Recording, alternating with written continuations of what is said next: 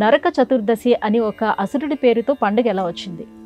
నిజానికి మీరన్నట్లుగా మంచి వాళ్ళతోటి నగరాలకు గనక పేర్లు ఏర్పడితే, లేకపోతే పండగలకి పేర్లు ఏర్పడితే అది చాలా చక్కగా ఉంటుంది, అది ఔచితీమంతం కూడా. కానీ ఒక రాక్షసుడికి సంబంధించి ఒక పండగ ఏర్పడటం చాలా విచిత్రమైనటువంటి విషయం. అది మన సనాతన సంప్రదాయంలో ఉన్నటువంటి ఒక వైవిధ్యానికి ప్రతీక.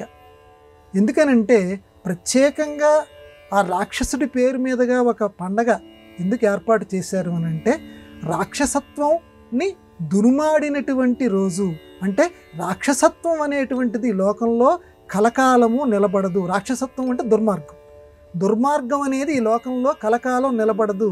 ఎప్పటికైనా సరే మంచిదే విజయము, చెడుపైన మంచి ఎప్పుడు విజయం సాధిస్తుందని చెప్పటానికి నరక చతుర్దశి, నరకుడి పైన విజయాన్ని సాధించినటువంటి చతుర్దశి తిథి. ఈ రోజునే శ్రీకృష్ణ భగవానుడు సత్యభామతో కలిసి ఆ నరకాసురుడు మీద విజయం సాధించారు. నరకుడి మీద విజయం సాధించినటువంటి చతుర్దశి కాబట్టి దీనిని నరక చతుర్దశి. అందువల్ల ఇక్కడ శ్రీకృష్ణ చతుర్దశి అని పెట్టకుండా, సత్యభామ చతుర్దశి అని పెట్టకుండా నరక చతుర్దశి అని పెట్టడంలో ప్రధానమైనది ఏంటంటే, మనస్సు ఎప్పుడూ కూడా తమోగుణం మానవులందరిలోకి చాలా ఎక్కువ కాబట్టి చెడు వైపుకి మొట్టమొదటి ఆలోచనలు వెళ్ళిపోతుంటాయి. కాబట్టి ముందు చెడుని చూపించి ఆ చెడు వెనకాలంటే చీకటి వెనకాల ఉన్నటువంటి వెలుగు చెప్దామని చెప్పి మొట్టమొదటి వాళ్ళందరికీ కూడా ఆ చీకటిని చూపిస్తున్నారు, నరకుడిని. తర్వాతే దీపావళి పండుగ. ఇది మన సంస్కృతిలో ఉన్న వైవిధ్యం. మొట్టమొదటి చీకటి, తర్వాత వెలుగు. అందువల్ల ఇక్కడ చీకటికి ప్రతీకాత్మకమైనటువంటి నరకుడు. ఎందుకంటే వీడు చీకటికి ప్రతీక? నిజానికి వీడి పుట్టుక, ఈ నరకాసురుడి యొక్క పుట్టుక మామూలు పుట్టుక కాదు. శ్రీ మహావిష్ణువు వరాహావతారం ఎత్తినప్పుడు ఆ వరాహావతారానికి, ఆ భూదేవికి జన్మించినటువంటి వాడు. తక్కువ వాడు కాదు నరకాసురుడు.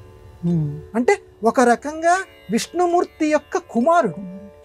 అయినా బుద్ధి చండాలమైనప్పుడు, దేవుడి కుమారుడైనప్పటికీ బుద్ధి చండాలమైనప్పుడు అతన్ని దేవుడే సంహరిస్తాడు. బుద్ధి చండాలం కాకూడదు. అది నరకాసురుడి కథలో మనం తెలుసుకోవాల్సింది.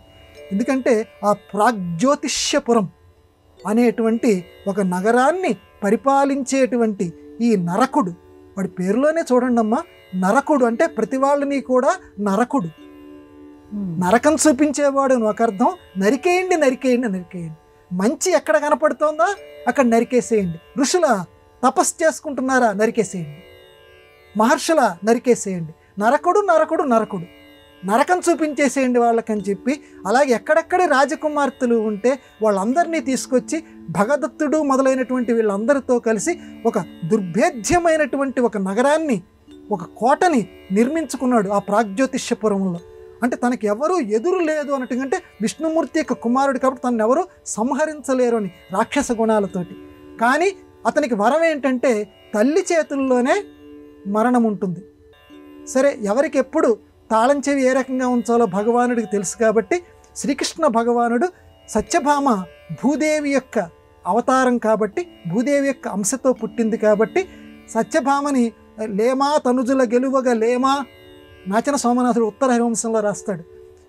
ఆయనే ప్రేరేపణ చేస్తాడు. లేమా అంటే ఓ స్త్రీ, మనం రాక్షసుల్ని గెలవలేకపోతామా, గెలువగా లేమా లేమా ధనుజుల గెలువగా లేమా అని చమత్కారంగా రాస్తాడు. ఆ రకంగా సత్యభామని తనంతట తాను వచ్చేటట్లుగా, యుద్ధానికి వచ్చేటట్లుగా చేసి, యుద్ధంలో తాను అలసిపోయినట్లుగా నటించి, ఆ మహానుభావుడు ఆ జగన్నాటక సూత్రధారికి అలసిపోవటం ఏమిటి, వరం ఉంది కాబట్టి తల్లి చేతుల్లోనే ఆ నరకుడి యొక్క మరణం జరుగుతుంది కాబట్టి తల్లి ద్వారానే ఆ కుమార సంహారం.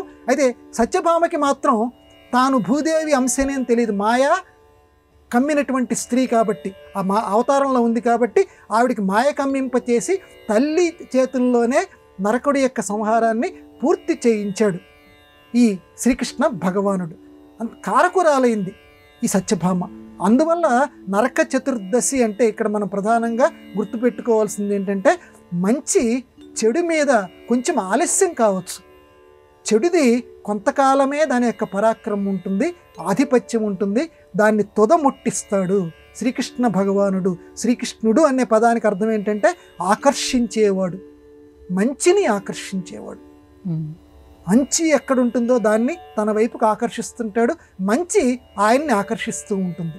భక్తుల యొక్క మంచితనం ఆయన్ని ఆకర్షిస్తూ ఉంటుంది. భక్తుల్ని కాపాడుకోవాలని చూస్తాడు.